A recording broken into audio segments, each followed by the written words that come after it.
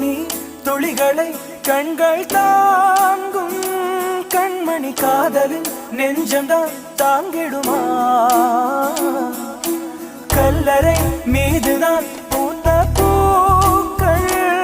என்றுதான் வண்ணத்து பூச்சிகள் பார்த்திடுமா மின்சார கம்பிகள் மீது மைனாக்கள் கூடு கட்டும் நம் காதல்